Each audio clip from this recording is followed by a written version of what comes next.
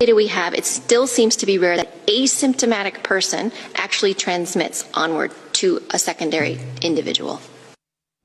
I didn't quite get that. Can I hear that one more time? I'm serious. I could not tell what you just said.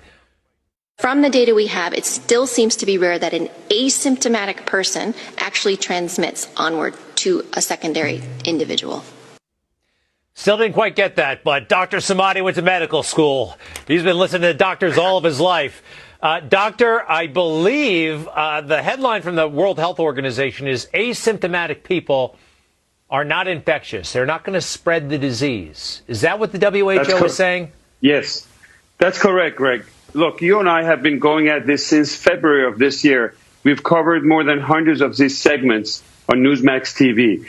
The most important segment about what we're going to be talking about COVID is probably tonight, because they're taking a 360-degree turn, and WHO is announcing, and this is a big news, that asymptomatic people out there are not contagious. Remember, because we didn't know who would be passing this virus or not, we made everybody do something called social distancing. This is a new word that you've heard of it, and it came to our life a few months ago. We made everybody across the board to wear masks. At the beginning, we said if you have symptoms, you wear the mask to protect others, and then we gave in because CDC and everybody kept changing back and forth. We also made everybody to go for testing. We need 300 million tests the next day, or else we cannot reopen our country. And guess what?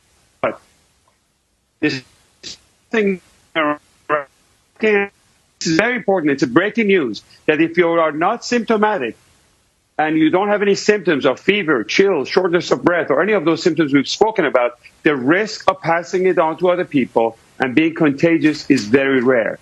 And studies like this comes from a very accurate tracing in countries like Singapore, contact tracing, and it's too bad that these researchers are not, the papers are not making it to Lancet, and mainstream media is not covering to the extent. This is probably one of the biggest news that we've had since coronavirus outbreak. It's good news. That means really we can visit people that we weren't able to visit. You know, you didn't want to go around somebody of a certain age because you could be carrying it without knowing it. This is good stuff. Thank you for that, Doctor. Greg, the big thing is that the panic and hysteria is out the door. We can reopen our America. 40 million people have lost their job as a result of this scientific data that was wrong. This is very big news for the country, Greg. Dr. Samadi, I like it. And for the world, you know what? It's a pandemic all over the world. Dr. Samadi, hopefully the future Surgeon General of the United States of America. I'm trying to make that happen. I think you'd be great down there.